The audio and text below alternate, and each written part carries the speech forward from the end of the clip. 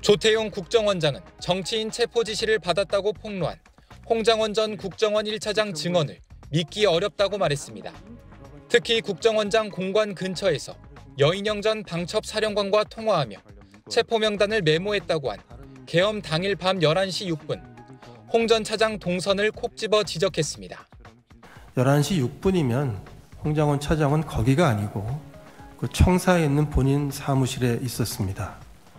홍 전 차장은 SBS와 통화에서 기억의 한계가 있을 수 있다면서도 국정원장 공관 근처에서 윤 대통령, 여 전 사령관과 통화하고 메모를 작성한 것은 맞는다고 했습니다.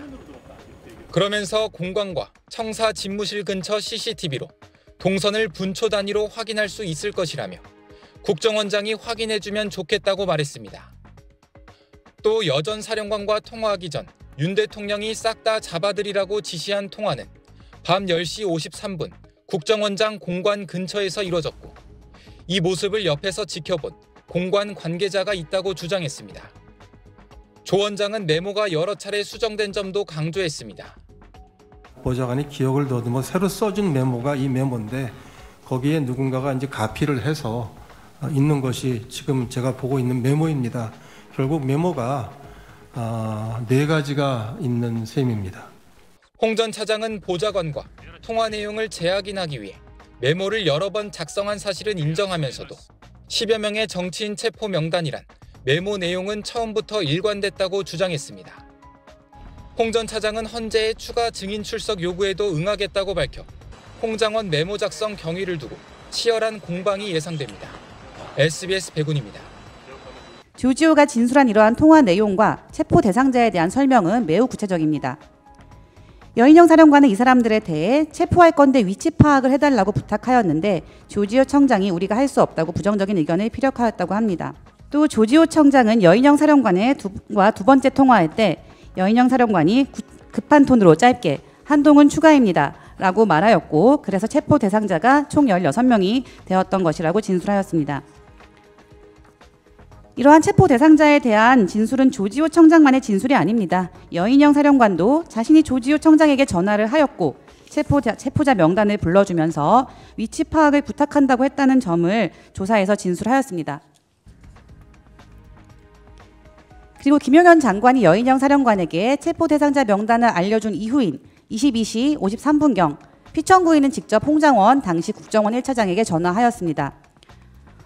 홍장원 전 국정원 1차장의 진술에 의하면 피청구인은 봤지 비상계엄 발표하는 거라고 말한 뒤 홍장원이 봤다고 답변하자 이번 기회에 싹 다 잡아들여 싹 다 정리해 국정원에도 대공수사권을 줄 테니까 우선 방첩사를 도와 지원해 라는 지시를 하였다고 합니다. 피청구인 측은 간첩을 잡아들이라는 뜻이었다거나 평상시에도 방첩사를 도우라는 말을 많이 했다고 주장하나 비상계엄이 선포된 직후 또 피청구인이 홍장원 차장에게 전화한 그 무렵에 방첩사는 김용현으로부터 받은 정치인 등 체포 대상자 명단을 두고 경찰청장에게 위치 추적을 요청하는 등 체포 지시를 실행에 옮기던 중이었다는데 갑자기 홍장원 차장에게 방첩사를 도와 간첩을 잡으라는 지시를 했다는 설명은 쉽게 납득이 되지 않습니다. 또 홍장원 1차장은 피청구인이 방첩사를 도우라고 지시하였기 때문에 평소 알고 지내던 육사 후배인 여인영 사령관에게 전화를 하였는데 여인영 사령관과 두 번째 통화할 때 대통령이 방첩사 너희들을 지원해 주래 라고 말하자 그러면서 대통령에게 전화받은 사실을 알려주자 여인영 사령관이 저희 체포조 나가 있는데 소재 파악이 안 돼요. 명단을 불러드릴게요 라고 말했다고 합니다. 또 홍장원 1차장은 여인영 사령관이 불러주는 명단을 적었고 이재명, 우원식, 김민석, 김어준, 조국, 박찬대, 또 노조위원 등의 이름을 불러주었다고 합니다. 또 여인영 사령관이 1조 2조가 축차 검거 후에 방첩사 구금시설에서 감금 조사할 예정입니다. 위치 추적을 부탁합니다. 라는 요청을 했다고 진술하였습니다. 여인영과 홍장원이 했다는 통화 내용에 대한 진술은 홍장원 혼자만의 주장이 아닙니다. 여인영 사령관도 군검찰 조사에서 당시 홍장원이 전화로 도와줄 것이 없냐고 물었고 장관님이 명단 말씀해 주신 것을 말했고 위치 확인을 도와달라고 이야기했다는 점을 인정하였습니다. 또 이 통화 내용에 대해서 홍장원이 일반 폰으로 전화를 했기 때문에 찜찜해서 통화 내용이 명확히 기억난다고도 진술하였습니다. 이처럼 여인영 사령관, 조지호 청장, 홍장원 차장이 각자 진술하는 체포 대상자 명단이 거의 일치하고 상호 간 통화를 한 사실, 체포를 위한 위치 추적을 요청한 사실에 대한 진술도 일치합니다. 따라서 체포 대상자 명단의 존재, 체포 대상자에 대한 체포 지시가 있었다는 점은 증거에 의해 충분히 뒷받침된다고 볼 수 있습니다. 또 이 체포 대상자에 대해서는 단순히 위치 파악만 하려던 것이 아니라 실제 체포조까지 편성하여 운영을 하였고 최우선 대상자에 대한 체포 지시도 이루어졌습니다. 여인영 사령관은 김대우 방첩사 수사단장에게 14명 대상자 명단을 불러주면서 장관이 불러준 지시사항임을 전달하였고 체포 및 신병 인수를 염두에 두고 국회로 출동하라고 지시하였습니다.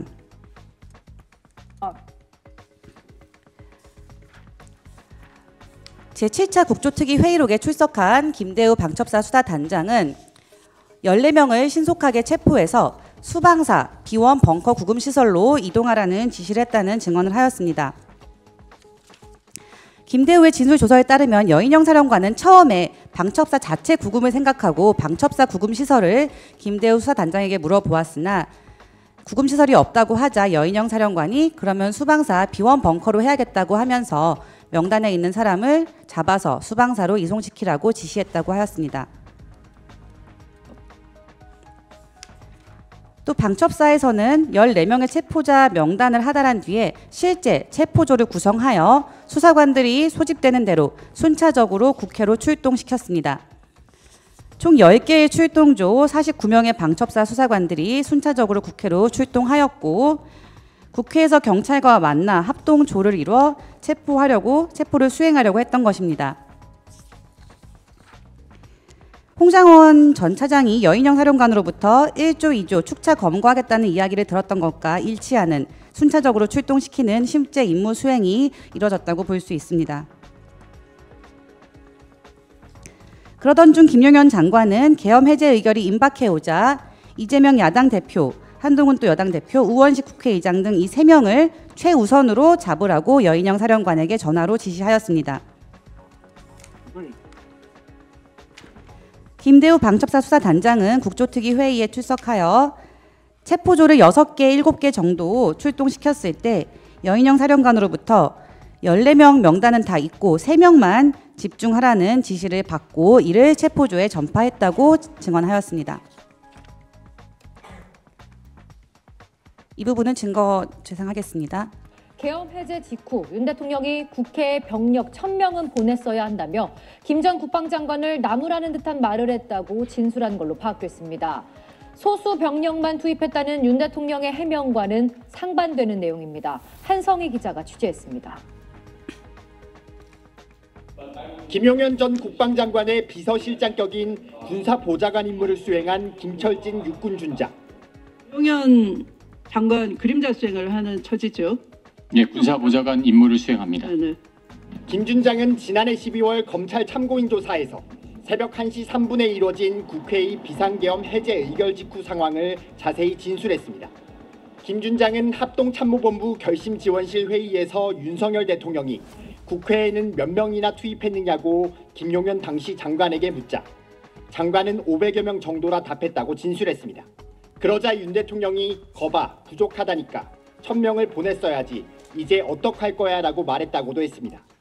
이에 김 전 장관은 답을 하지 못했다고도 했는데 그간 해명과는 정면 배치되는 진술입니다.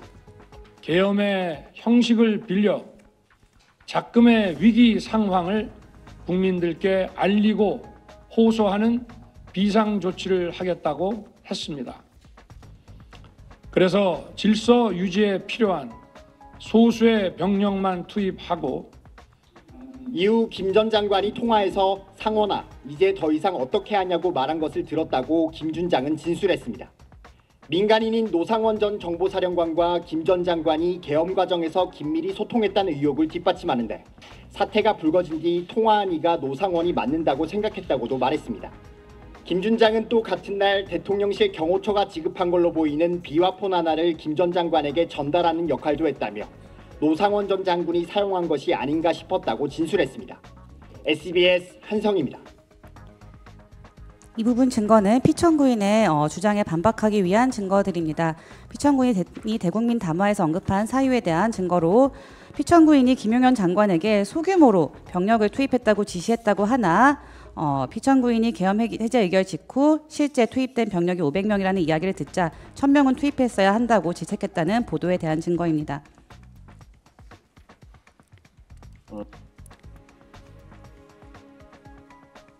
또 곽정근 사령관이나 이진우 사령관, 조성현 경비단장도 인정한 것처럼 국회 현장에서의 병력 철수는 계엄사령부 지시가 있기도 전에 현장 판단이나 현장 병력으로부터 철수 건의를 받아 자체적으로 이뤄졌다는 증언들이 있었습니다. 박한수 계엄사령관은 국조특위 회의에 출석하여서 군 철수가 이루어진 시점은 새벽 2시 50분에서 3시 사이라고 진술하였고, 이는 계엄 해제 의결이 있었던 1시 3분에서 거의 2시간 가까이 지난 시점이기 때문에 바로 군을 철수하고 지체 없이 계엄을 해제했다는 피청구인 주장과는 다릅니다. 또 박한수 계엄사령관 진술에 의하면 계엄 상황실의 종료도 새벽 3시가 넘어서 이루어졌고, 김용현 장관은 새벽 4시 26분경에야 지휘관들에게 복귀를 지시하였다고 진술하였습니다. 정진팔 당시 합참 차장이 진술하였습니다. 다음은 부정선거 주장과 관련된 피청구인의 주장에 대한 반박 증거입니다. 피청구인은 2024년 12월 10일 대국민 담화에서 국정원의 선관위 보안 점검 결과 선관위의 보안 실태가 심각하고 부정선거 의혹을 규명할 필요가 있었다는 것을 비상계엄 선포의 이유로 제시한 바 있습니다. 그러나 보안 점검을 실시한 국정원에서조차 보안 점검 결과 부정선거가 있었다는 점이 확인된 바는 없다는 입장을 취하였다는 취지의 기사입니다. 또 조태영 국정원장도 22대 총선 이후에 비상계엄 전까지 대통령에게 부정선거 의혹과 관련한 보고를 한 사실이 없고 해킹 취약점이 있다는 점은 발견하였지만 이로 인해 선거 부정이 발생했다는 보고를 대통령에게 한 적이 없다고 진술하였다는 내용입니다. 또 피청구인 측에서는 선거 부정과 관련하여 확인되지 않은 의혹을 다수 제기하고 있는데, 예컨대 선거연수원에 숙박 중인 중국인 해커 90명이 계엄군에 의해 체포된 뒤 미국 정보당국에 넘겨져 조사 중이라는 언론 보도를 심판정에서 원용한 바도 있습니다. 그러나 그 주장이 전혀 근거가 없다는 선관위의 입장문, 이를 보도한 스카이데일리 기사는 미국 국방부에서도 가짜뉴스라고 반박하였다는 점 등에 관련된 기사 자료 제출하였습니다. 피청구인 측에서는 계속 부정선거 의혹을 주장하고 있으나 이는 대법원 판결로 이미 확정된 사안에 대한 불복을 시도하고 있다는 점과 관련하여 관련 대법원 판결과 보도 자료를 증거로 제출하였습니다. 네, 이상 증거 설명 마치겠습니다. 네, 자 어제 윤석열 대통령 탄핵 심판 8차 변론기 가장 주목받았던 증인이 바로 조성현 수방사 제1경비단장 아니겠습니까? 네. 자, 다른 군 지휘관들과는 달리 조성현 단장은 형사재판을 받는 중이 아니지 않습니까? 그렇습니다. 그래서 그런지 모르겠습니다만 이진우 수방사령관의 지시를 받고 국회에서 의원들을 끌어내라는 지시를 명확히 받았다, 이렇게 증언했더군요.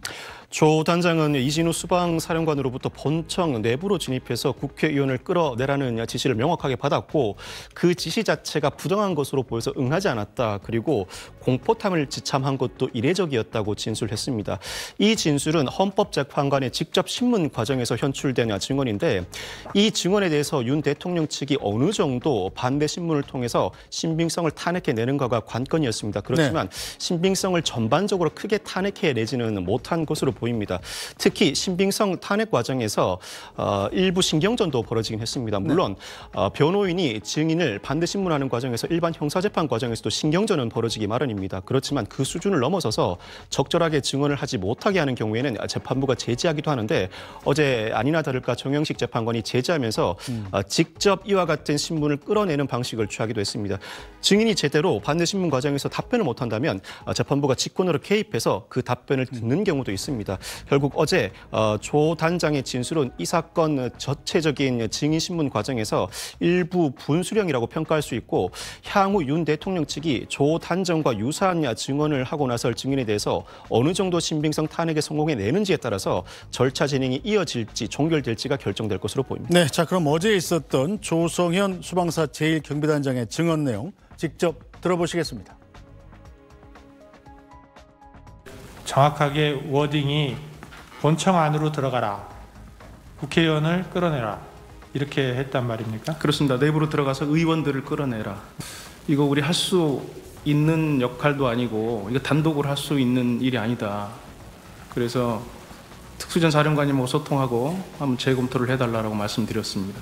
내부에서 국회의원을 특수전 사령부 들어간 인원들이 끌어내면 거기 사람들이 밀집돼 있었지 않습니까? 네. 거기에 통로를 형성해 주거나 그러한 역할을 말씀하셨습니다. 그리고 또 증인에게 공포탄을 챙겨라 이런 지시를 했습니까? 예. 출동 시에 원래 공포탄을 지참하고 갑니까? 기본적으로 실상황에서는 공포탄을 지참하지 않으나 당일날은 공포탄을 휴대토록 말씀하셨습니다.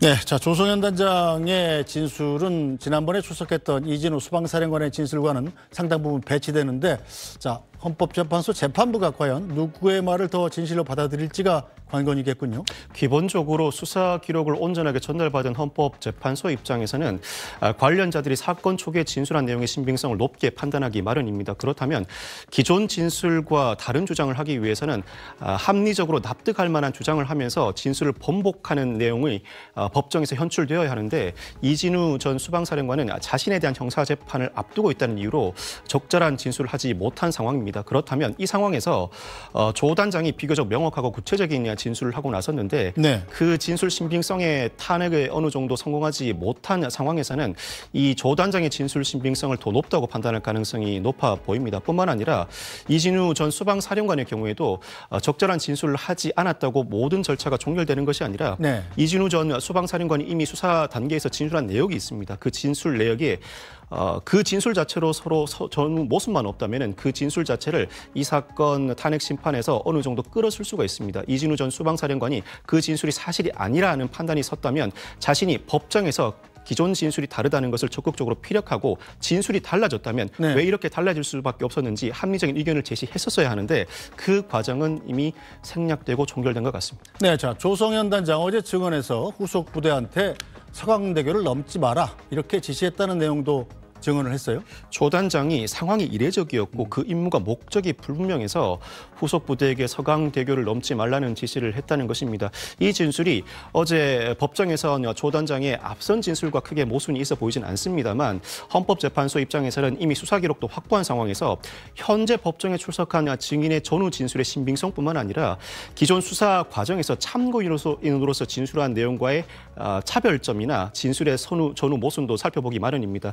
아마 수사 기록상의 진술과도 큰 차이가 없다고 판단했는지 조 단장의 수사 단계에서의 참고인 진술조서도 그대로 증거로 채택했습니다. 네. 증거로 채택하고 어제 증인으로서 그 증언도 충분히 들은 이상 조 단장의 증언은 이 사건 판단에 어느 정도 유력한 증거로 작용할 것으로 보입니다. 네, 자 조태용 국정원장도 어제 증인으로 출석했는데 앞서 있었던 홍장원 국정원 제1차장의 이른바 체포명단 메모, 여기에 대해서 신빙성이 좀 떨어진다 이런 증언을 했군요. 조 원장의 진술은 전반적으로 홍 전 차장의 진술 신빙성 탄핵에 맞추어져 있었습니다. 네. 그럴 수밖에 없는 것이 조 원장은 이 사건에서 사건 전반을 파악할 만한 지위에 있지는 않습니다. 윤 대통령 측이 조 원장을 증인으로 신청한 이유도 기존 진술한 홍 전 차장의 진술 신빙성을 탄핵하기 위함인데, 무엇보다도 조 원장은 홍 전 처장 측의 메모가 4가지 종류이다.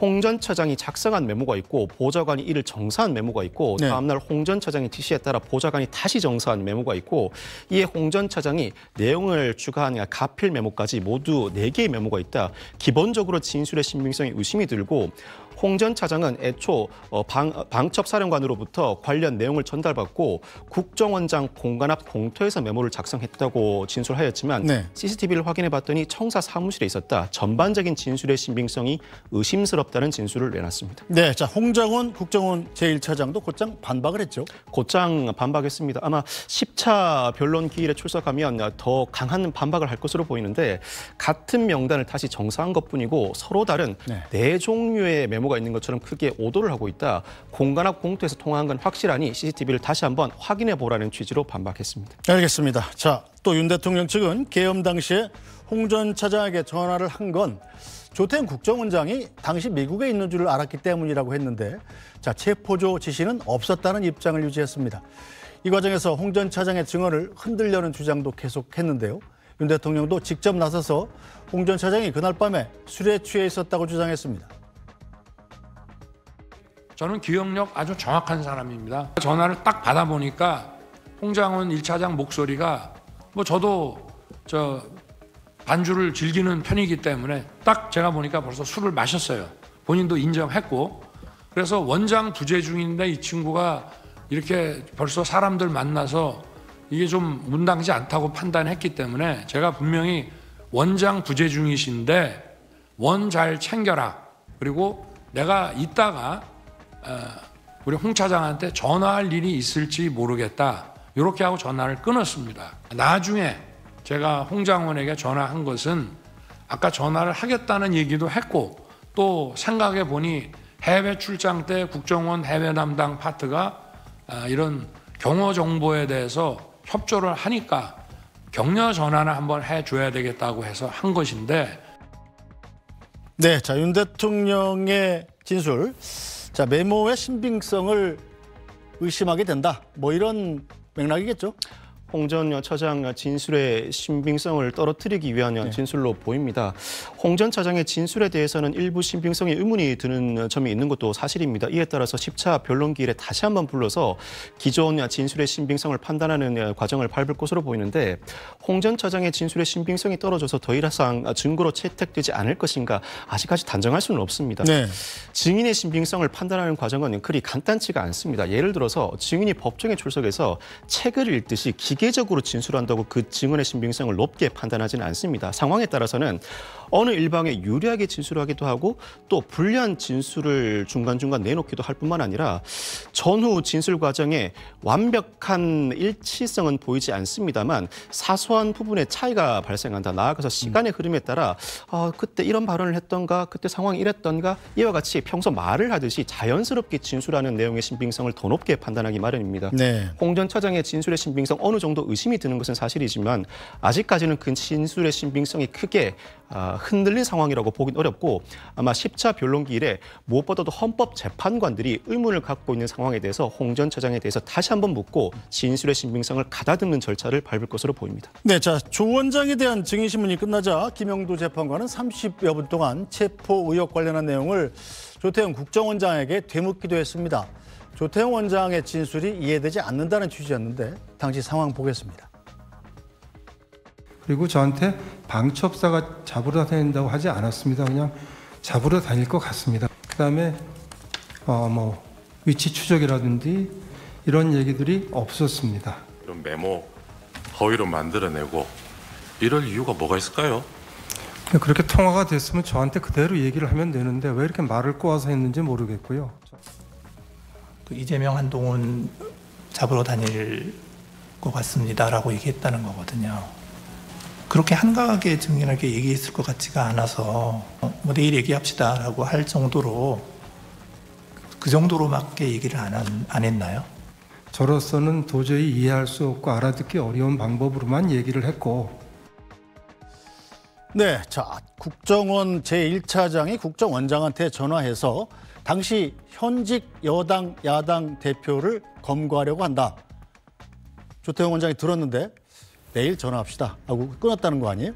헌재가 의문을 품었던 부분도 바로 이런 약간 좀 상식선에서 이해가 되지 않는 면이 있지 않나 이런 의문이 있었기 때문에로 보이죠? 윤 대통령이 신청한 증인이다 보니 윤 대통령 측이 먼저 주신문을 단행했죠. 주신문을 진행하는 과정에서 조 원장은 홍 전 차장 진술의 신빙성을 탄핵하는 발언들을 쏟아냅니다. 그렇다고 신문이 거기서 끝나는 것이 아니죠. 국회 측이 반대 신문을 하고 무엇보다도 재판관들이 필요한 사항에 대해서 직권 신문을 진행하게 되는데 이 직권 신문 과정에서 유의미한 발언들이 쏟아지기 마련입니다. 이 직권 신문 과정에서 김영도 재판관이 홍 전 차장이 이재명, 한동훈 차보로 다닐 것 같습니다 정도로만 얘기를 했는가? 그렇게 한가하게 얘기했을 것 같지가 않다. 또 내일 얘기합시다라고 할 정도로 그 정도로밖에 이야기를 하지 않았는가라고 의문을 제기했습니다. 즉 윤 대통령 측이 신청한 조 원장에 대한 진술 신빙성에 대해 재판관들도 이런 의문을 가지고 있다는 의미입니다. 그렇지만 홍 전 차장처럼 조 원장의 진술의 신빙성도 아직까지는 증거로 채택하지 못할 만큼 낮은가 판단하긴 이릅니다. 이와 같이 의문을 가지는 부분은 법정에서 그때그때 해결해야 하고 해결한 내용을 토대로 최종적으로 누구의 진술의 신빙성이 더 높은지는 평의를 통해서 결정하게 될 것입니다. 알겠습니다. 대통령 탄핵 심판 소식은 이어지는 여담 야담 코너에서 여야 패널들과 함께 더 자세히 짚어보겠습니다. 박선배 변호사 잘 들었습니다. 감사합니다. 여느 때와 같이 남색 양복에 붉은색 넥타이를 한 윤석열 대통령이 탄핵심판 8차 변론기일에도 직접 출석했습니다. 오늘 오전 10시부터 시작된 심판에서 첫 번째 증인으로 나선 조태용 국정원장. 조 원장은 홍장원 전 국정원 1차장이 여인영 전 방척사령관과 통화하면서 적었단 메모에 대해 홍 전 차장의 주장과 배치되는 증언을 내놨습니다. 조 원장은 홍 전 차장이 국정원장 공관 앞에서 메모를 작성했다고 증언한 데 대해 CCTV를 확인해보니 홍 전 차장은 그 시각에 자신의 청사 사무실에 있었다고 말했습니다. 또 메모를 옮겨 적었다는 보좌관으로부터 메모의 종류가 4가지라고 들었다며 계엄 선포 다음 날 오후 홍 전 차장이 전에 적었던 이름을 기억해서 다시 새롭게 적으라고 지시했고 그렇게 작성된 문건에 가필이 추가된 메모가 현재 증거로 제출된 메모라고 증언했습니다. 오후에 출석한 김봉식 전 서울경찰청장은 비상계엄 선포 당일 대통령 삼청동 안가에서 조지호 전 경찰청장과 함께 김용현 전 국방장관에게 A4 종이를 넘겨받았다고 진술했습니다. 이에 대해 윤 대통령도 국방장관이 국회 경내에 배치하는 군의 숫자가 적다 보니 경찰에 외곽 경비를 지원 요청해야 한다고 말해 자리를 만들어준 것이라며 김 전 장관이 그림을 그리는 걸 봤다고 진술했습니다. 현재 진행 중인 조상현 수방사 1경비단장에 대한 증인신문이 끝나면 추가 변론기일 지정 여부에 대해 재판부가 입장을 밝힐 걸로 보입니다. SBS 김지욱입니다. 증인한테 직접 여쭤볼 건 없고요. 아까 피청구인 측에서 을 127호증의 이의를 제시하셨지 않습니까? 그것이 어디서 나온 건가요? 그 사진. 네. 저 사진은 칼라 복사가 된 걸로 보여지는데 칼라 복사인데 저기 어디서 출처가 어디예요? 우리 을제 127호증의 이의하고는 좀 다른 것 같아요. 127호증의 이의는 수사기관에서 제출된 거고 네. 흑백으로 뭐 복사한 거를 또 복사하고 이렇게 된 거고 거기 지금 저 화면에 띄어져 있는 저 문서는 캡처한 건가요? 아니면 뭐 어디서 나온 건가요? 김어준의 뉴스공장에서 이제 이 박선은 의원실에서 제공했다라는 그거를 캡처한 네, 캡처를 해서 이 부분은 자른 것이고요. 사실 이것은 제가 나중에 그러니까 홍 장관에 대한 증인 신문 이후에 이 사진 파일만 다시 별도로 받은 것입니다. 사실 이 김어준의 뉴스공장에 나온 이 파일 자체도 흐릿해서 이 지금 사진을 출력한 것보다는 훨씬 더 해상도가 떨어집니다. 그러니까 그 사진이 어디서 나온 거예요? 이거는 제가 아는 기자로부터 받았습니다.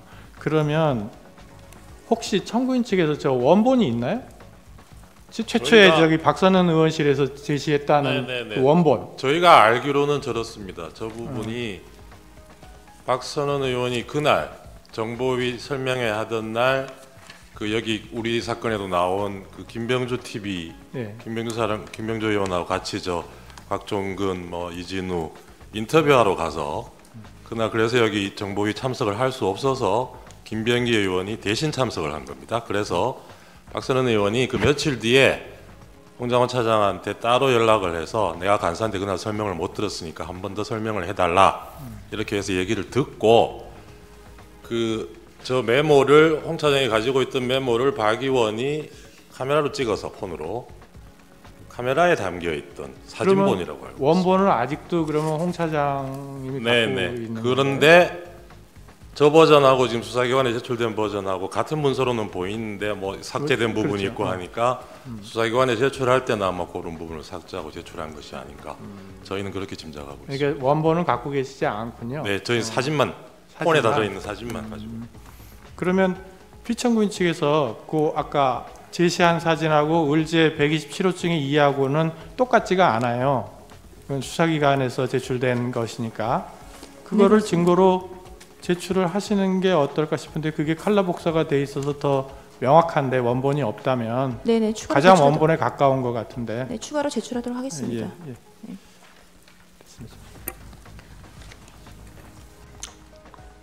지난번 홍장원 심판정 증인신문과 오늘 국정원장 신문을 보면서 느낀 것이 대통령인 제가 국정원 1차장인 홍장원에게 전화할 아무런 이유가 없는데 원장이 국내에 있느냐 해외 지금 미국에 출장 중인가에 대한 그 오해 때문에 이 전화가 부득이하게 돼가지고 지금 이렇게 시끄러워진 것 같습니다. 참 그런 점은 대단히 안타깝게 생각하고요.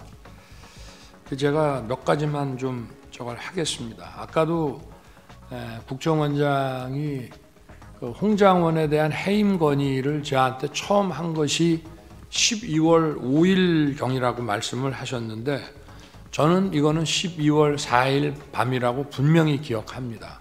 제가 집에서 쉬고 있는데 저한테 전화를 주셔서 첫 마디가 혹시 홍장원 1차장이 대통령님께 비화폰 전화를 드린 일이 있습니까? 라고 첫 번째 물으셨고요. 제가 아니 홍장원이가 저한테 왜 전화를 하죠? 그러고 일단 비화폰 확인하고 전화를 다시 드리겠습니다. 비화폰으로 왔기 때문에. 제가 딱 보니까 16시 00에 전화가 왔어요.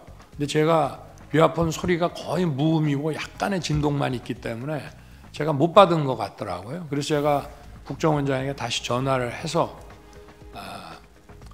아니 저 전화가 왔는데 이 친구가 나한테 대통령한테 왜 전화를 했나 그랬더니 이제 그때 비로소 얘기를 이제 시작을 하시는데 국정원 간부의 그 해임 건의에 관련된 얘기이기 때문에 공개된 법정에서 다 말씀을 드릴 수가 없습니다. 국정원장도 그렇고 저 역시도 마찬가지인데 분명한 사실은 벌써 몇 달 전부터 정치적 중립 문제와 관련해서 원장의 신임을 많이 잃은 상태였던 것을 제가 알 수 있었습니다. 그래서 제가 국정원장한테 좀 한 소리 했습니다. 아니 주례 보고를 하는데 국정원 1차장이 이렇게 원장의 그 신뢰를 잃은 상황이면 이만큼 중요한 정보가 어디 있느냐 왜 나한테 이거를 미리 보고를 안 하셨습니까? 그랬더니 관찰을 좀 하다 보니 늦었습니다 라고 하면서 여러 가지 말씀을 하셨고요. 저는 즉시 원장님이 쓰는 사람인데 원장님이 그렇게 신뢰를 못하겠다 하면 인사조치 하십시오. 그리고 후임자는 누가 좋은지 생각해서 알려주십시오. 그래서 아마 후임자 얘기가 그 다음날 있었을 것을 원장님께서 아마 이 두 가지를 섞어서 좀 생각하시는 게 아닌가 싶고요. 저는 기억이 분명합니다. 그리고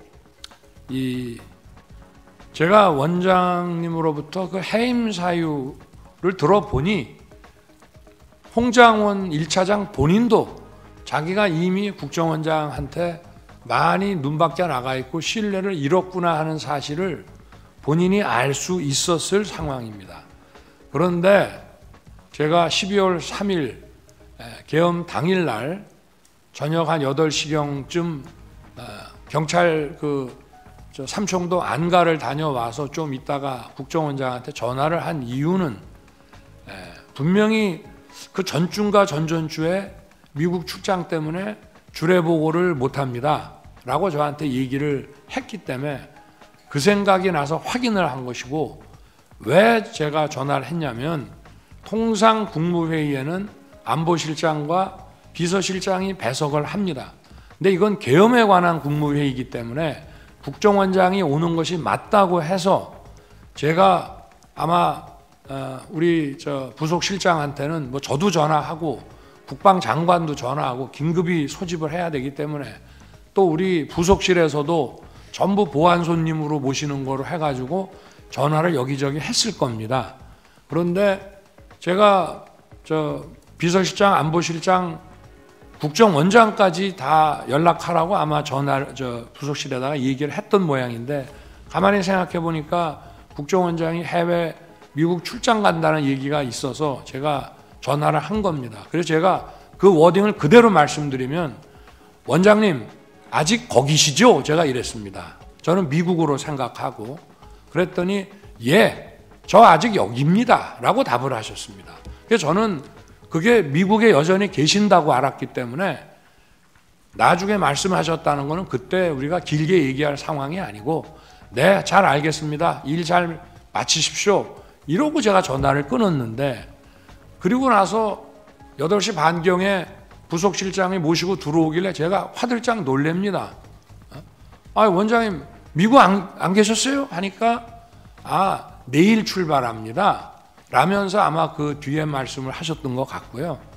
제가 국정원장께 전화한 거는 계엄 국무회의니까 국정원장이 있어야 된다고 해서 이제 한 것입니다. 그리고 제가 이제 국정원장이 해외에 있는 줄 알고 홍장원 1차장한테 이제 그 원장 부재 중이니까 원 잘 챙겨라라고 얘기를 한 이유는 이제 그런 전화 하려고 전화했는데 안 받습니다.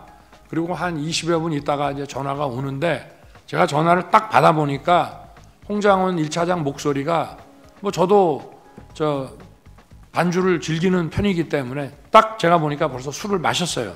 본인도 인정했고. 그래서 원장 부재 중인데 이 친구가 이렇게 벌써 사람들 만나서 이게 좀 문당지 않다고 판단했기 때문에 제가 분명히 원장 부재 중이신데 원 잘 챙겨라. 그리고 내가 이따가 우리 홍 차장한테 전화할 일이 있을지 모르겠다. 이렇게 하고 전화를 끊었습니다. 본인은 아마 취 중이어서 제가 원장님 부재 중이신데 라는 얘기를 제대로 원래는 답을 이렇게 해야죠. 원장님 아직 서울 계십니다. 이렇게 답을 해야 되는데 답이 없었어요. 알겠습니다. 이렇게만 답을 하더라고요. 그래서 저는 진짜 저 원장이 부재 중인 줄 알았는데 8시 반에 강의고 부속실장이 모시고 들어오길래 제가 깜짝 놀랐습니다. 그래서 이제 쭉 그 국무위원들 와서 얘기가 이제 이어지고 제가 아마 원장님한테도 원장님 부재 중인 줄 알고 제가 홍장원 1차장한테 전화를 했습니다라고 말을 합니다. 왜냐하면 대통령은 차관이나 또는 뭐 기조실장 이런 사람한테 부득이하게 전화를 하게 될 때는 나중에 반드시 장관한테 이 사람한테 내가 이런 용건에 전화를 했다는 걸 알려줍니다. 그래서 제가 알려준 거고요.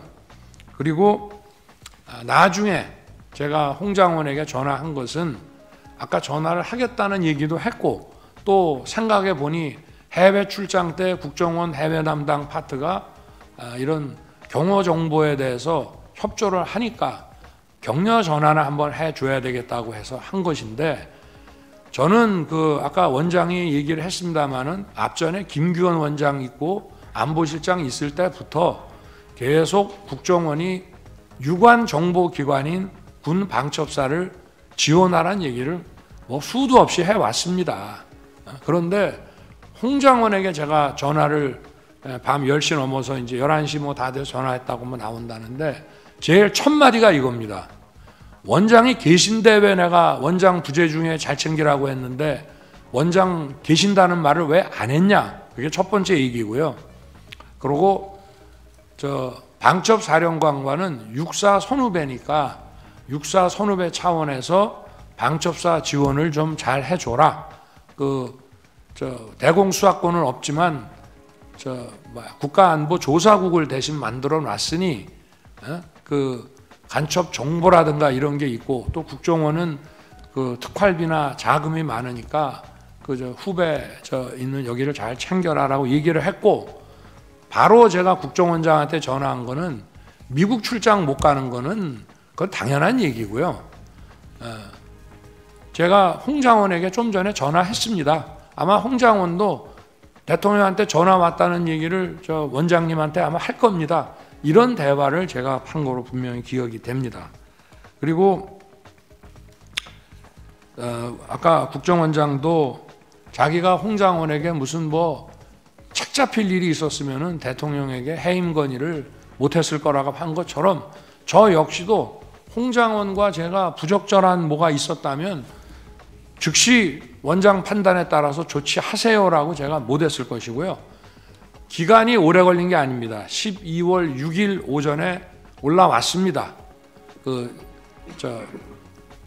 해임 안건이 재가건이 인사혁신처로부터 올라왔는데 그날 제가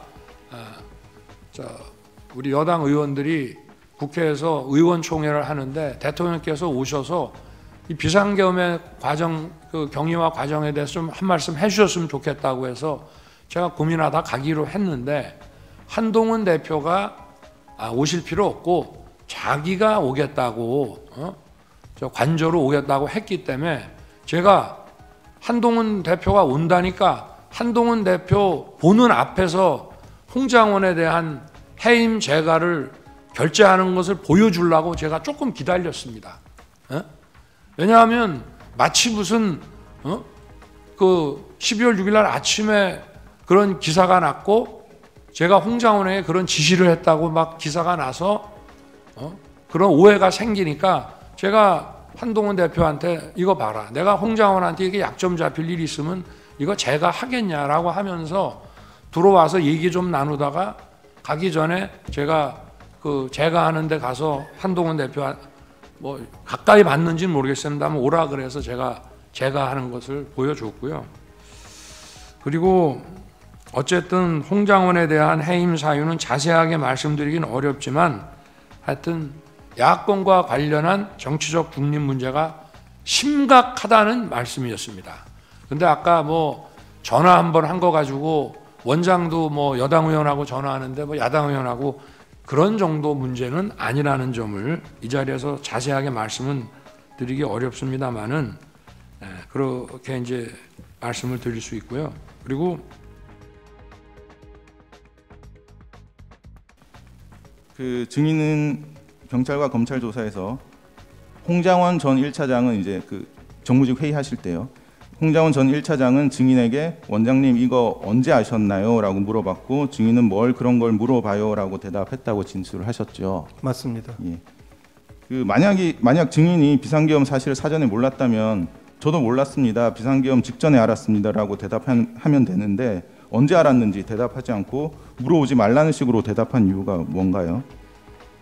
차장이 제 하급자인데 하급자가 첫마디로 이거 언제 알았냐고 물어보는 게 제가 보기엔 썩 적절치 않은 질문이라고 생각해서 대답하지 않았습니다. 예, 알겠습니다. 대답해주지 않은 것입니다. 그 증인은 그 다른 정무직 분들에게 그 대통령실에 갔다는 말씀도 안 하셨죠? 네, 안 했습니다. 그 다른 사람들에게 이렇게 얘기 안 하고 숨긴 특별한 이유가 있습니까? 숨긴 건 아니고 경황이 없어서 얘기를 못 했는데 금방 뭐 제가 갔다는 게 나왔기 때문에 숨긴다고 숨길 수 있는 일은 아니고요. 알겠습니다. 숨길 의도는 없었습니다. 알겠습니다. 얘기 안 한 거는 맞습니다. 그 정무직 회의를 하실 때도 국회 상황은 TV로 모니터링을 하고 계셨죠? 네, 텔레비 켜놓고 보고 있었습니다. 그래서 국회의원들이 계엄 해제 의결을 하기 위해서 국회로 모이고 있는 상황은 인식하고 계셨죠? 몇 시인지는 모르지만 인식했습니다. 그리고 정무직 회의 이후에 홍장원 제1차장이 독대를 요청해서 독대를 하셨죠? 네, 뭐 독대를 요청보다는 그냥 따로 왔습니다. 예. 네. 예, 강은 생략 나입니다. 그 증인과 홍장원 제1차장이 그 독대하면서 보고하고 보고받으신 내용에 관한 주요 내용 워딩은 일치하는 것으로 보입니다. 그 증인이 홍장원 제1차장으로부터 대통령이 홍장원 차장에게 직접 전화를 했고 방첩사를 도우라고 지시했다는 사실은 보고받았고 그 이후에 이재명 한동훈을 잡으러 다닐 것 같다라는 말을 들은 것은 사실이죠. 근데 중요한 차이가 있습니다. 예, 그건 방첩사가 잡으러 갈 것 같다는 얘기를 하지는 않았습니다. 그러니까 그 워딩이 있었던 그리고 그 사이에 다른 말들이 있었습니다. 예, 알고 있습니다. 그 워딩이 있었던 것은 사실이죠. 예, 이재명 한동훈을 오늘 밤에 잡으러 다닐지 모르겠습니다라는 취지의 말이 있었습니다. 예. 그런데 이제 그 사이에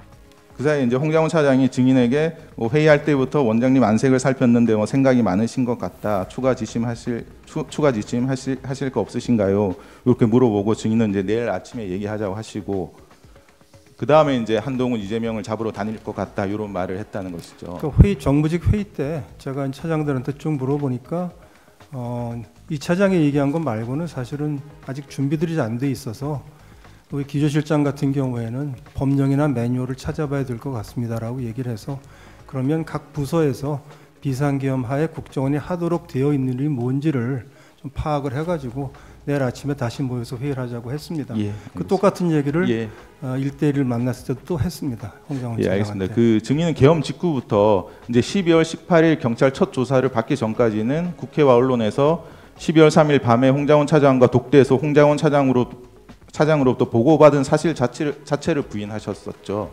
아, 그렇지 않습니다.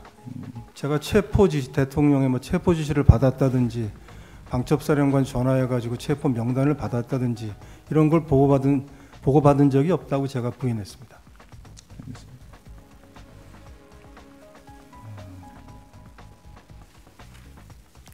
그 증인은 이제 홍장훈 차장이 독대하면서 찾아와서 이제 그 정무집 회의에서 공개적으로 말하지 않고 이제 독대를 했다면 이제 보안이 유지되어야 하고 중요한 일일 것이라는 생각이 들었을 것 같은데 증인은 그런 생각 안 들었습니까?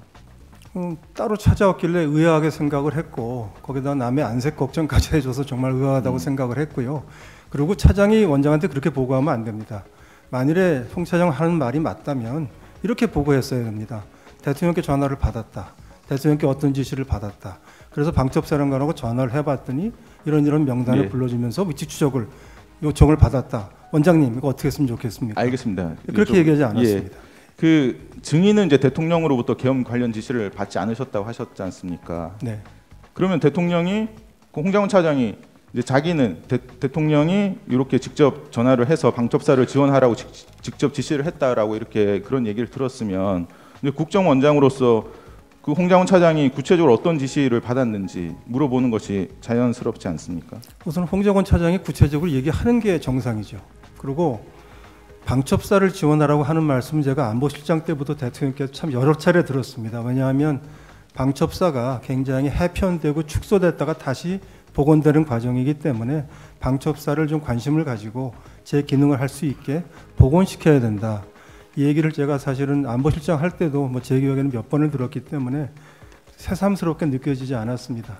잠시만요. 이게 이날 이 보고받았다는 시점이 이제 계엄 선포되고 1시간 남짓 지난 시점이에요. 증인은 대통령실에 가서 비천구인을 보고 온 사람이고, 그런데 그런 증인한테 차장이 대통령이 전화로 지시를 받았다라고 얘기하는데 그 지시 내용이 안 궁금했다는 얘기입니까? 우선 첫째는 제가 보고 왔는데 차장한테 전화를 주셨다니까 제가 무슨 말씀을 하시려고 전화를 주셨나 궁금하게 그러니까요. 생각했습니다. 그게 당연하죠. 근데 뭐 방첩사를 지원하라고 했다고 하니까 제가 늘 듣던 얘기라 그런 말씀하시려고 전화를 하셨나라고 생각했습니다.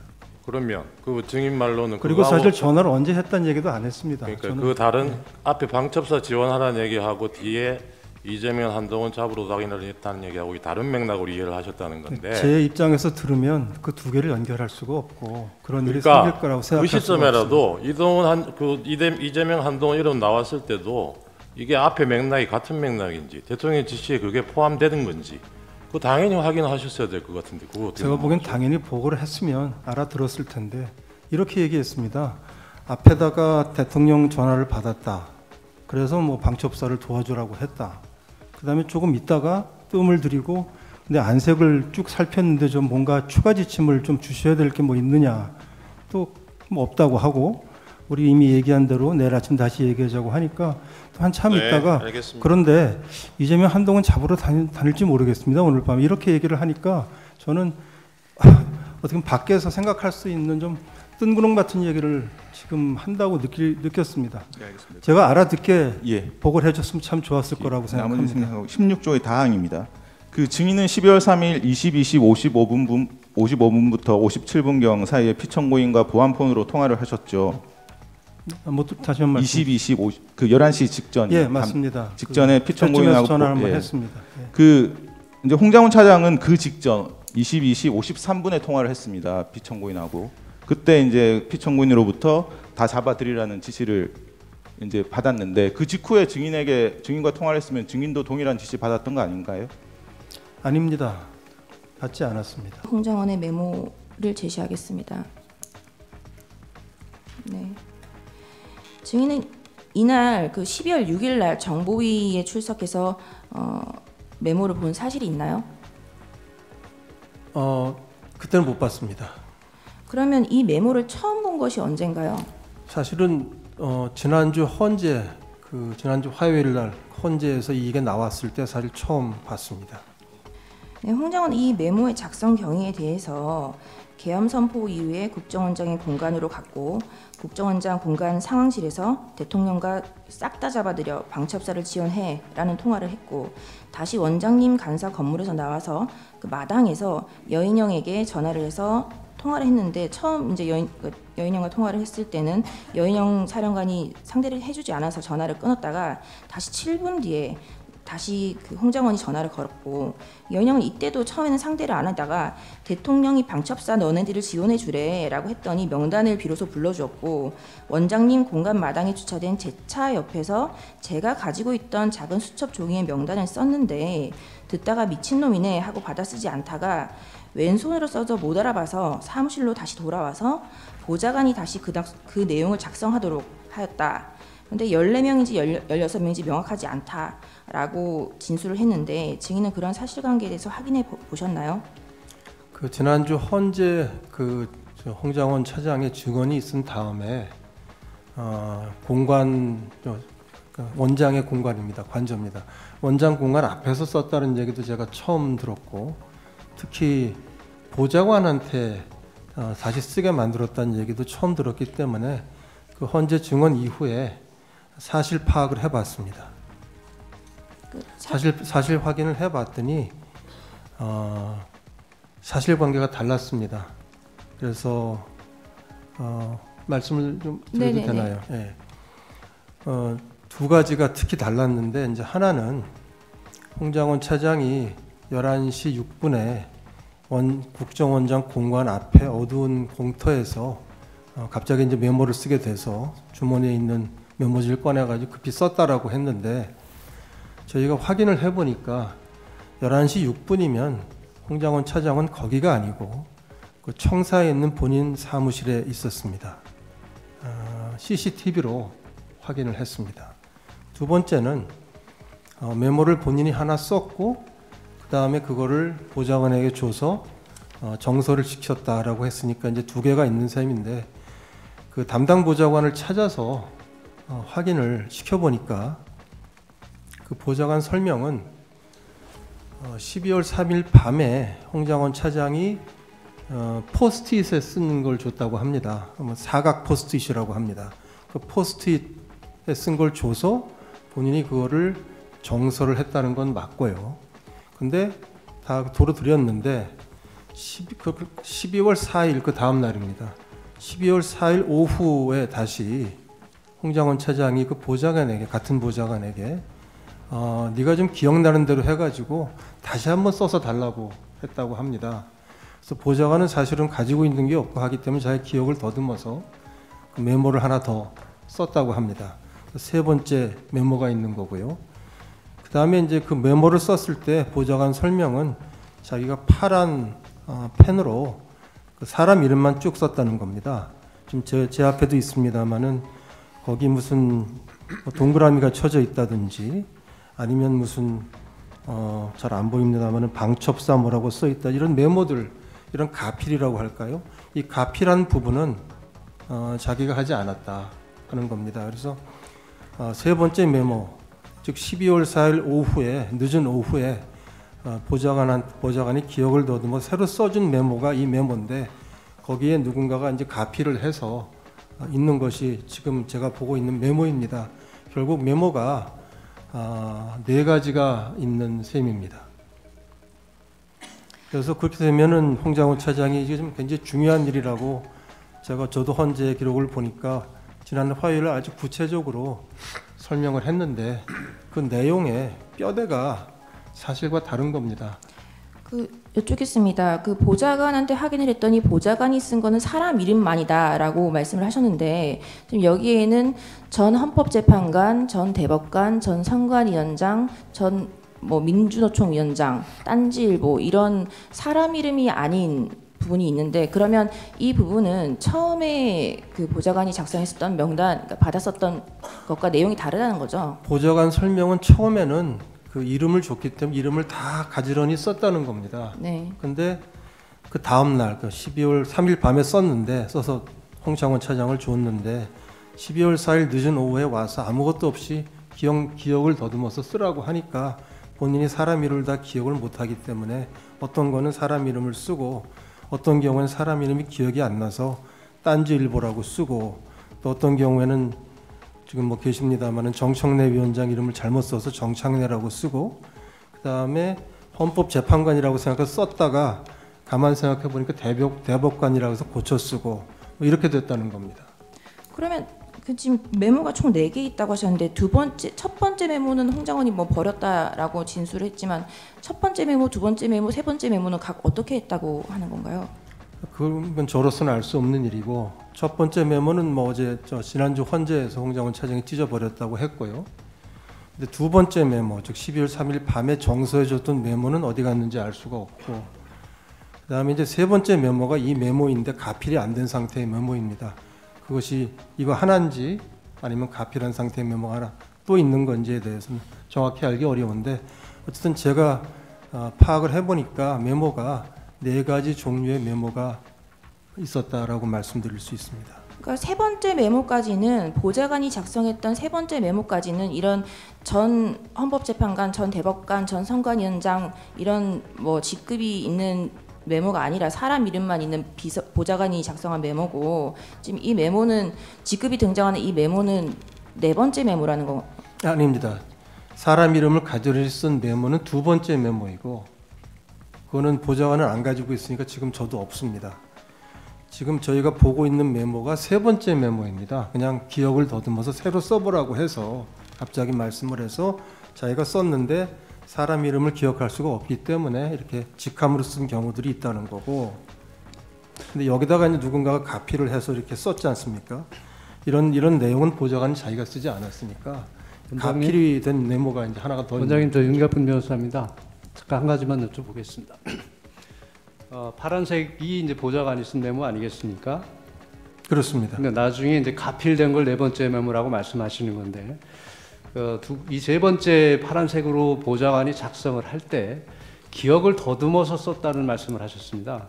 그렇습니다. 그것은 처음에 그 홍장원 1차장이 줬던 포스트잇에 있는 메모를 기억해서 썼다는 의미입니까? 그렇습니다. 그 자기가 경험한 것이 아니고 포스트잇을 본 그 기억을 더듬어서 쓰다 보니까 사람 이름도 기억 안 나고 해서 이렇게 저런 직급을 썼다는 말씀을 하시는 거죠? 예, 포스트잇을 받아서 본인이 이제 한번 정서를 했던 2번째 메모가 있으니까 한번 정서를 했죠. 그 기억을 더듬어서 즉 자기가 만들어낸 게 아니고 받은 걸 가지고 썼다는 겁니다. 홍장원 1차장의 보좌관은 몇 명인가요? 한 4-5명 됩니다. 아직도 전부 다 그 계엄 당시에 있었던 보좌관들이 전부 다 재직을 하고 있는 건가요? 네, 국정원에 재직하고 있습니다. 그 아까 보좌관한테 확인했다는 그 확인을 언제 하신 건가요? 12월 4일날 헌재 그 증언을 보고 제가 확인을 해달라고 요청을 했고 제가 이제 오늘 이렇게 헌재에 나와야 되니까 준비 차원에서 그 준비를 담당하는 부서에 확인을 요청을 했고 이렇게 이제 이 지금 말씀드리는 내용을 다 이렇게 정리한 거는 아마 한 그저께쯤 그러니까 월요일이나 화요일 날 정리가 됐던 것 같습니다.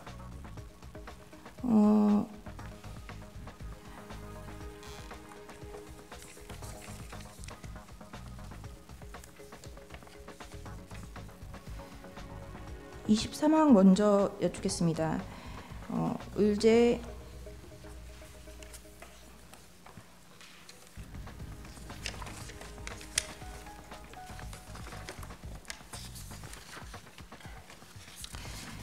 의제 164호 중에 9 내지 10을 제시하겠습니다. 한동훈에 대한 체포와 체포 명단이 폭로되기 시작한 것은 2024년 12월 6일입니다. 이때 홍장원은 정보위원회에 출석해서 대통령님과의 비아폰으로 통화한 내역, 여인영 방첩사령관과의 통화 내역을 모두 공개하였습니다. 이게 그 연합뉴스의 그 김병기 의원이 정보위원회가 종료된 이후에 공개한 대통령님과의 통화 내역 그리고 여인영 방첩사령관과의 통화 내역입니다. 이런 내역이 모두 공개하였고 그 의제 164호 중에 6 재생 부탁드립니다.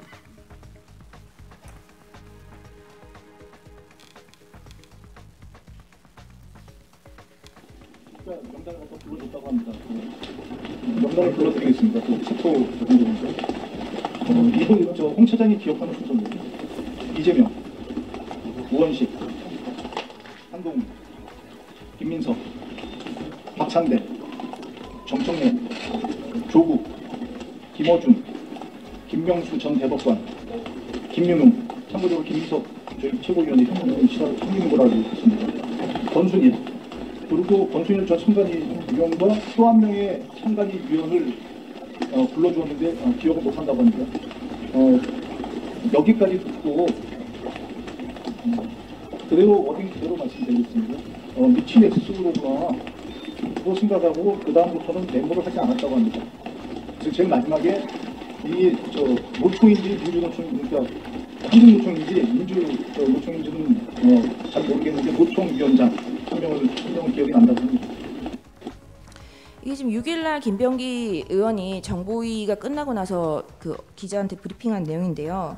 증인의 말씀에 의하면 이 메모가 이미 그 4일과 5일 뭐 그때 작성되어 있었던 메모라고 되는 그 보좌관이 그렇게 진술했다라고 하는 것 같은데 지금 대통령과의 통화 내역도 공개하고 여인형과의 통화 내역도 모두 다 공개했는데 이 메모가 그때 존재했다면 이 메모가 그때 공개되지 않을 리 없거든요. 그런데 지금 김병기 의원의 그 워딩은 기억하고 있는 순서입니다라고 말만 하고 있어요. 메모를 전혀 제시하고 있지 못합니다. 증인이 보좌관한테 확인한 사실관계가 팩트일 거짓말일 수도 있는 거죠. 저는 그 우리 담당 부서에 그 해당 보좌관을 찾아서 확인을 하도록 했고 그 결과를 보고를 받아서 지금 말씀드리고 있습니다. 거기에 대해서 판단을 하기는 좀 어려운 점이 있습니다. 당시 대통령에 대해서 탄핵 소추가 지금 한창 이슈가 되고 있었고 이런 메모가 있었다면 그 당시 바로 공개되지 않을 리 없는 메모인데 이 메모가 그 세간에 공개된 것은 2024년 12월 11일 경입니다. 의제 165호증의 3 재생해 주십시오.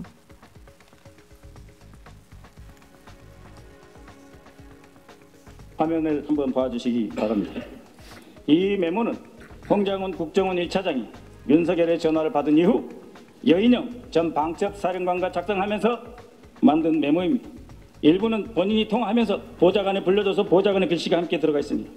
홍장훈 1차장 내란 사건 당시 윤석열로부터 이 지금 박선원 의원이 12월 11일 날 국회 본회의 긴급 현안 질의에서 이 메모를 세간에 공개를 하면서 이 메모의 작성 경위에 대해서 본인이 통화하면서 보좌관에게 불러줘서 보좌관의 글씨와 함께 들어가 있습니다라고 말을 했거든요. 지금 증인의 진술과 다르지 않습니까?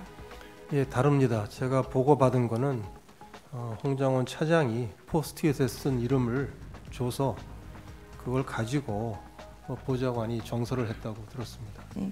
의제 126호 중에 1 김어준의 뉴스공장을 재생 부탁드립니다. 보면 딴지일보는 뭐냐면은 방첩사하고 이제 홍장훈 1차장하고 통화할 때 목소리 크게 하니까 보좌관이 받아 적은 거예요. 딴지일보 필체가 옆에서 그러니까 그다음에 그걸 보고 홍장훈 1차장이 김어준하고 넣은 거예요. 처음에는 딴지일보라고 했구나. 딴지일보 김어준인데 보좌관이 이제 자기 그 방첩사령관이 불러준 거 아니에요? 네, 불러준 명단을 막 말하니까 받아 적다 놓친 게 있을 거 아니에요. 그러니까 이제 처음에는 이제 홍장훈 1차장이 소리쳐서 계속 그 명단을 이야기해 준 거예요. 그러니까 이제 보좌관이 받아 적은데 빠진 것들이 몇 명 더 있어요. 지금 통화는 국정원 1차장과 방첩사령관이 하는데 방첩사령관이 말해주는 걸 그 홍장원 1차장이 소리로 불러주니. 뭐라고 누구 하니까 옆에서 비서가 받아 적은 거야. 받아 적은 그 메모입니다. 네, 그러니까 이름 쭈루룩 나오니까 다 못 적잖아요. 그러니까 자기가 그 들은 이름을 딴지일보 밑에 김호준이라고 저 필체는 이제 방첩사령관이 딴지일보 보는구만. 네, 여기까지. 지금 이제 이 메모의 작성 경위에 대해서 홍장원의 진술, 박선원의 진술, 그리고 김어준과의 대화, 그리고 지금 증인의 진술 모두 다 다릅니다. 그러면 지금 저희가 그 보좌관에 대해서 증인 신청을 해야 될 것 같은데 그 국정원의 사실조회나 이런 걸 보내면 보좌관이 특정이 가능할까요? 우선 조금 이제 설명을 보충해드렸으면 좋겠습니다. 시간이 없습니다. 네, 최대한 협조하겠습니다. 네. 근데 저희는 신분 그 직원들의 신분을 비밀로 보장하게 돼 있기 때문에 좀 절차가 필요할 것 같습니다. 네. 아까 김병기 의원의 브리핑에는 박창대 의원의 이름이 없습니다. 근데 이 메모에는 박찬대 의원의 이름이 있습니다. 그런 과정에서 기억이 잘못됐거나 아니면 이게 조작됐거나 추가로 다른 의도로 끼워 넣거나 이런 생각이 드는데 어떻게 생각하십니까? 그 홍장원 차장의 그 메모 그리고 홍장원 차장의 증언에 대해서 증언의 신뢰성에 대해서 저는 강한 의문을 가집니다.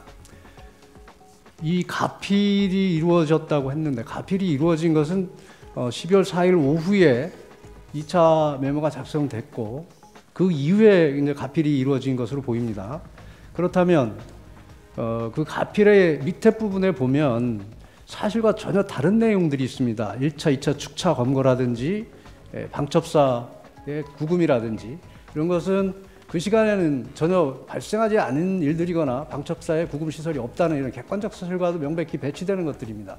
그 이후에 나온 다른 사람들의 진술이나 어떤 보도를 보고 허위로 기재한 것이 아닌가 하는 의심이 드는데 어떻게 생각하십니까?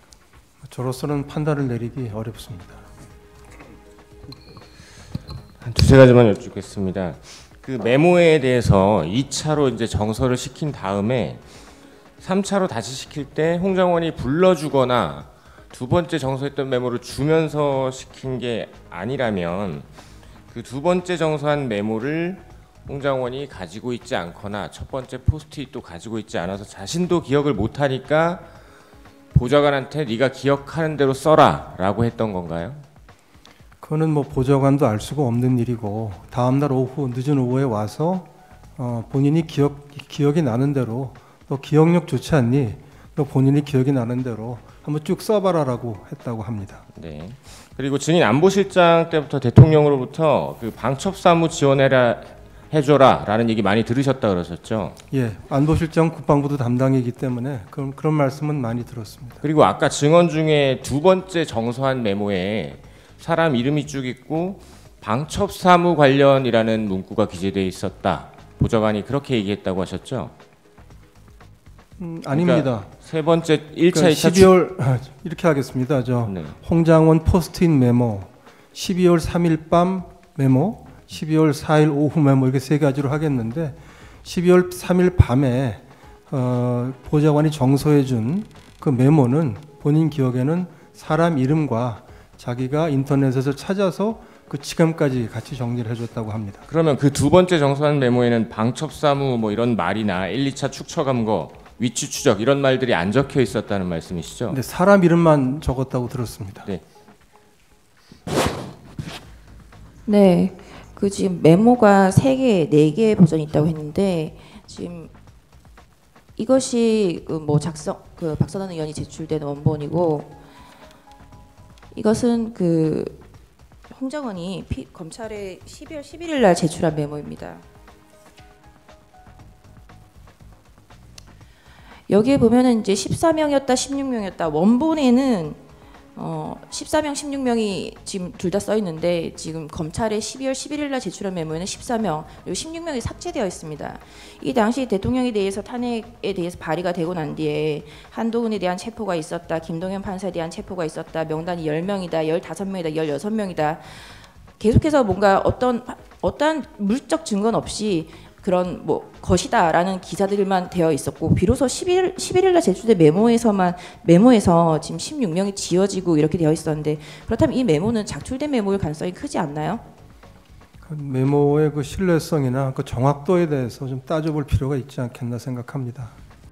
당시 홍장원은 증인이 계엄과 관련해서 국무회의에 다녀온 사실을 모르고 있었죠? 예, 제가 얘기 안 했습니다.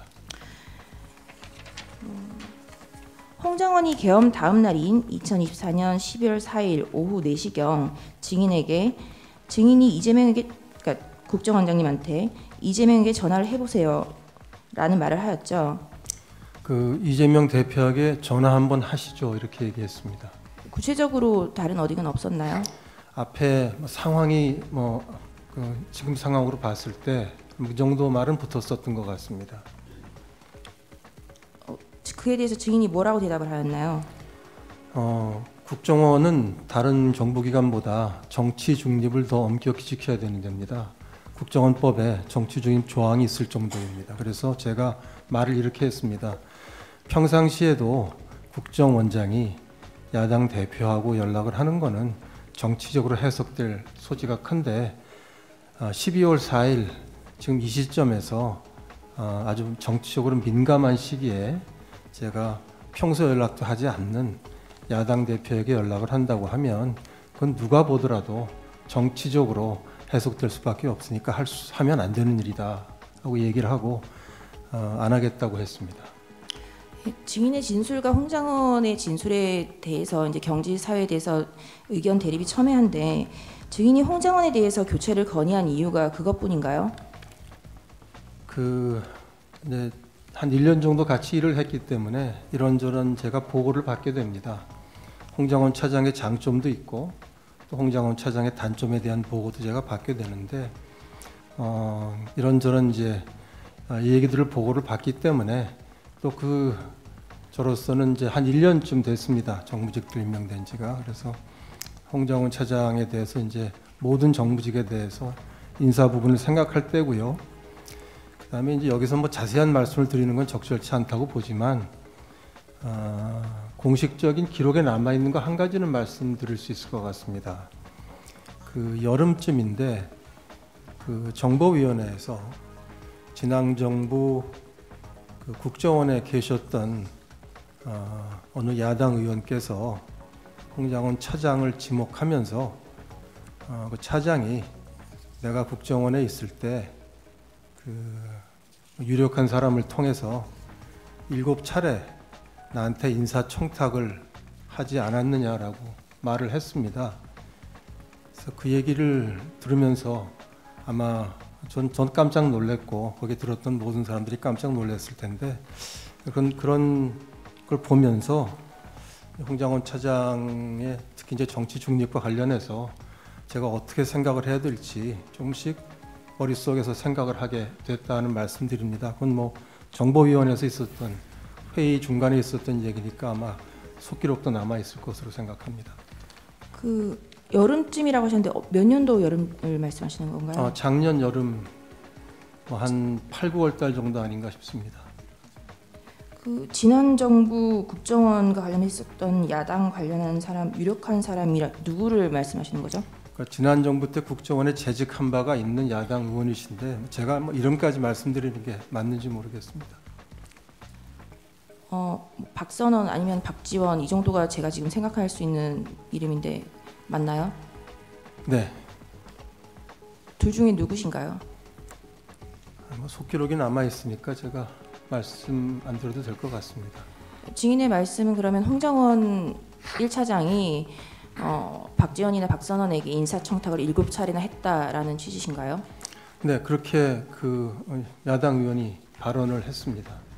그러면 그 사실에 대해서 정보위원회에서 발언이 있고 나서 국정원 내부에서 그러면 그 7차례 인사청탁이 어떤 건인지 누구인지에 대해서 조사를 하신 바가 있나요? 조사를 하지는 못했습니다. 왜요? 지난 정부 때 있었던 일인데 정부가 바뀌게 되면 국정원에서 과거 정부에 있었던 일을 다 기록으로 남겨놓지 않기 때문에 사실은 조사하기가 좀 어렵습니다. 네. 홍장원의 이재명 대표와의 통화 권유에 대해서 북한이 남쪽에 도발을 일으킬 만한 상황이 아니라는 것을 국민 절반이 지지하는 야당에도 알릴 필요가 있다라고 정무적으로 판단한 것이다라고 주장을 하는데 증인의 생각은 어떤가요? 그렇죠. 12월 4일 그러니까 비상계엄 다음 날인데 12월 4일 오후 늦게 저한테 와서 얘기할 때는 그런 얘기가 없었습니다. 12월 5일 그 다음 날 정무직 회의를 시작하는데 홍장원 차장이 과거 박근혜 대통령 탄핵 시절에 한 7, 8년 된 신문 기사 하나 가지고 와서 제 앞에 놨습니다. 그러면서 어제 제가 말씀드린 게 이런 취지였습니다라고 얘기를 했고 그것뿐이었습니다. 사후에 얘기를 한 것이고 지금 저 변호사님 말씀하시는 그런 얘기들을 저한테 직접 한 적은 없습니다. 당시 홍장원이 들고 왔었던 신문 기사 내용이 어떤 것인가요? 그 박근혜 대통령 탄핵 국면에서 여야 간의 외교 안보가 중요하다, 여야 간의 소통이 필요하다, 이런 취지였던 것으로 기억합니다. 지금 이제 12월 3일부터 12월 6일 그 이후까지 타임라인에 그 뭐랄까 시간적인 부분에 대해서 되게 첨예한데 이런 대화가 있었던 정무직 회의가 대략 몇 시쯤 있었나요? 12월 5일 비상기업 이틀입니다. 12월 5일 아침에 제가 정무직 회의 보통 9시 반에 하니까 아마 그때였을 것입니다. 네. 근데 이런 판단은 뭐 박근혜 정부 때 기사를 들고 와서 뭐 하는 거였는데 지금 현재 뭐 핸드폰에 일반인들의 핸드폰에도 대남 오물풍선 관련해서 경고가 알람이 수차례 뜨고 있는 현 상황과 맞는 판단이라고 생각하셨나요? 그렇지는 않습니다. 국정원장이 야당 대표에게 전화를 한다는 그 자체가 제가 보기엔 누가 보더라도 정치적인 행위이고 특히 12월 4일 같은 경우에는 비상기업 이후에 야당에서 이미 탄핵안을 발의하겠다고 발표를 하고 뭐 대통령 파면을 거론하고 있는 그런 시기니까 평상시보다도 정치로 훨씬 더 민감한 시기다. 이런 시기에 국정원장이 야당 대표랑 갑자기 전화를 한다고 하는 것은 아주 부적절한 일이라고 생각했습니다. 증인은 후임 인선으로 2024년 12월 5일 대통령에게 추천을 드리고 그러니까 오호룡에 대해서 추천을 드리고 오호룡에게 연락을 해서 1차장으로 임명된다라는 사실을 알리고 인사혁신처에 준비를 시켰죠. 그렇습니다. 그게 언제쯤인가요? 12월 4일 홍장훈 차장의 야당 대표 전화 이야기가 있었고 제가 그 밤에 좀 고민을 한 다음에 그 다음 날인 12월 5일 날 대통령께 전화를 드려서 교체 건의를 했고 대통령께서 좋다고 하셔서 그 법령에 따라서 문서로 건의한 거는 이제 12월 6일 건의를 하는데 의원 면직이기 때문에 제가 12월 5일 오후에 홍장훈 차장을 제 사무실로 불러서 이번에 정무직 인사를 하게 됐고 교체를 하게 됐다라고 말씀을 하고 얘기를 하고 사표를 받았습니다.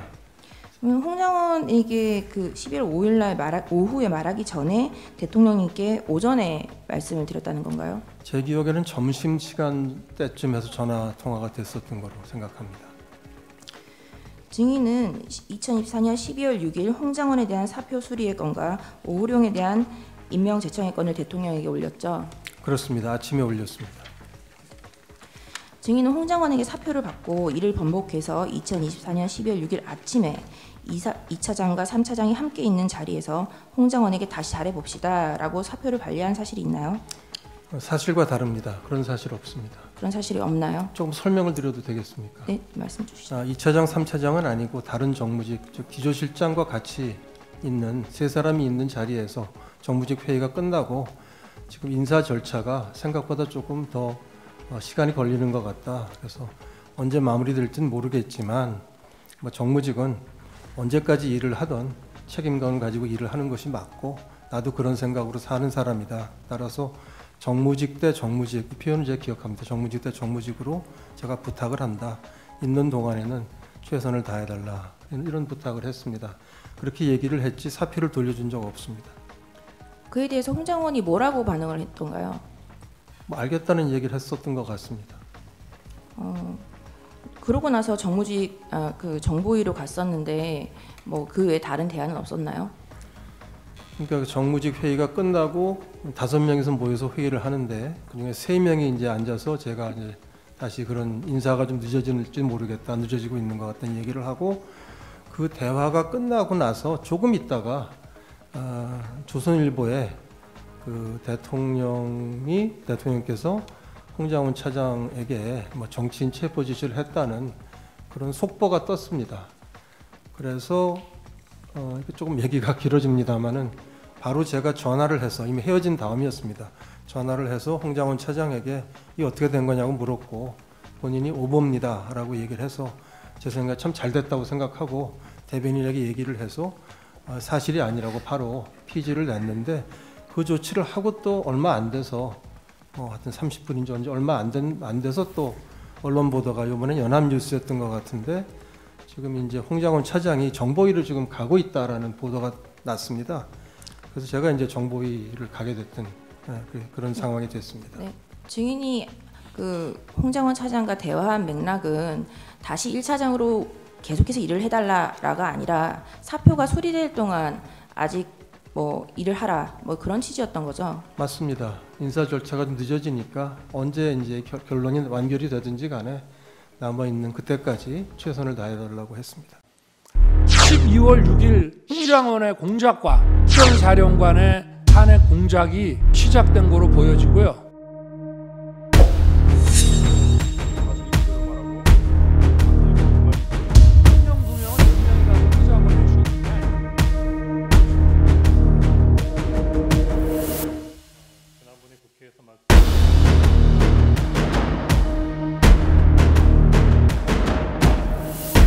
이번 기회에 싹 다 잡아들여 우선 방첩사를 도와 지원해.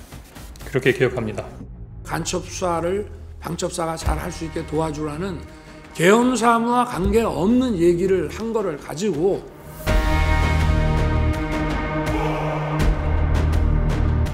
한참 비상계엄 관련된 국무회의가 진행 중이고 지금 수방사, 특전사가 막 난리를 치는데 옛날에 해외 한번 나갔다 왔던 1차장한테 격려차 전화가 하신다 그 시간에.